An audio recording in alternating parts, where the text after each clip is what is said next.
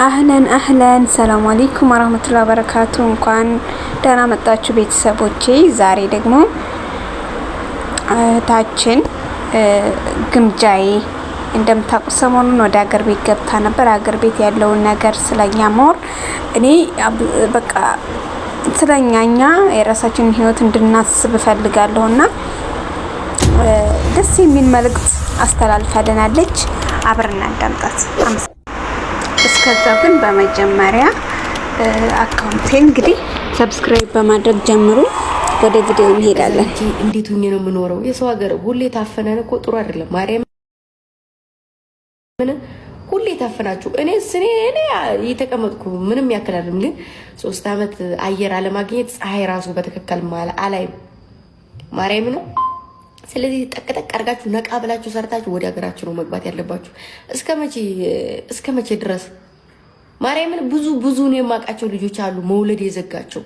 ማርያምን ብዙ። ስለዚህ የሆነ በቃ ስራ ከተባለ አሁን አንዳንድ ሰው ሲሄድ እኔ እንኳን እንደዛ አስቤ አይደለም ሲሄድ ቤት ሰርቼ በአመቴ እንደዚህ ፕላን አስቀምጦ የሚሄድ ሰው አለ። ያ ይሳካላችሁም። ባጭሩ የሆነ ነገር በስማችሁ ካስቀመጣችሁ ቦታው ወይ ግጥም አድርጋችሁ አንድ ቤት ከሰራችሁ ላጥ ብላችሁ መምጣት ማርያምን። ከዛ ቀስ በቀስ ትሰሩታላችሁ። ካልሆነ የሰው ሀገር እርሜ ልካችሁን የሰው ገረር ሆናችሁ መኖር፣ እርሜ ልካችሁን ደምንባ፣ እርሜ ልካችሁን ክሎሮክስ እጃችሁን እየበጣጠሰው አትኖሩ።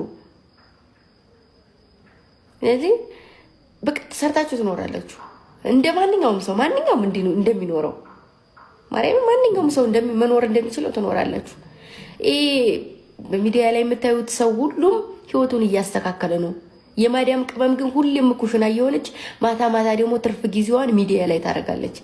የሚሰራ ሰው ግን ትርፍ ጊዜውን ፀሐዩን ሁሉን ነገር ማህበረሰቡ ጋር አብሮ የሚያሳልፈው ነገር እያሳለፈ ማታ እናንተ ጋር እኩል ይቀመጣል። እናንተ ደግሞ ሰፈጉ ብላችሁ ማታ የእንቅልፍ ሰዓታችሁን ተሻምታችሁ እዚህ ላይ ትቀመጣላችሁና ሴት ልጅ በተለይ ሴት ልጅ ጠቅ አድርገሽ ሰርተሽ ላጥ ብለሽ መምጣት ማርያም በቃ ጥና አለ ከተባለ እንዲሁ በዛ ከተባለ 5 አመት ከ5 አመት በላይ የሰራይ ሴት አረብ ሀገር ላይ በህይወት አለች። ያረረ አው የእውነቴን ነው። አንዳንድ ሊደብራችሁ ይችላል። እኔም ገረድ ነበርኩኝ። ቅመም ብለው እኔ ቅመም አይደለሁም። የማርያም ቅመም እኮ ልክ አለው። ስንት አለ ሽንት ቤት ውስጥ የሚተኛ በጥፊ የሚመታ ምግብ በስርዓት የማያገኝ ስንት አለ። የራሳችሁን መመቸት አትዩ። የእናንተን ተመቻችቶ የሚሰራ ሰው አለ። እንደ ቤትስ እንደ እናት ሆና የተቀመጠችባት አለችና በዛው ልክ ደግሞ ስንት ተገፍቶ የሚቀመጥ አለ መሰላችሁ። ስለዚህ ቅመም ብለው በጣም እንትን ነው። የምን ቅመም ነው?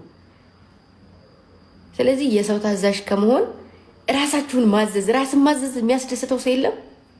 በራሳችሁ ስትሰሩ ራሳችሁ ፈልጋችሁ ስታረጉት ነገ ይሄ ስራ አለብኝ ብላችሁ ከእንቅልፋችሁ ስትነሱ ከዚህ በላይ ደስታ አለ?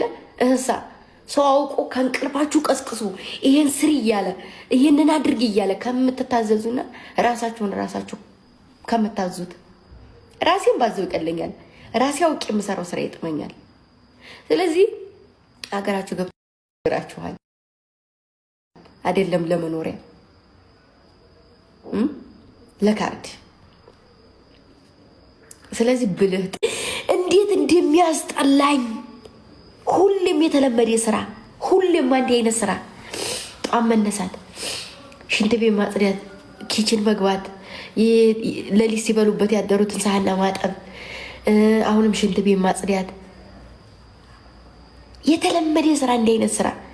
ሀገራችሁ ላይ ደግሞ ጧት ቤተሰብ ጋር ከሆናችሁ ማታ እናት አባታችሁ ጋር፣ ከዛ ደግሞ ስራም ካለ ስራችሁ ጋር፣ ከዛ በጎን እቺችን እያደረጋችሁ ትኖራላችሁ።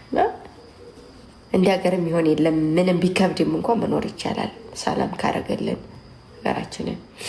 እና ደግሞ ማንም ሰው መኖር እንደሚችለው ትችላላችሁ። እሺ እንደዛ ነው።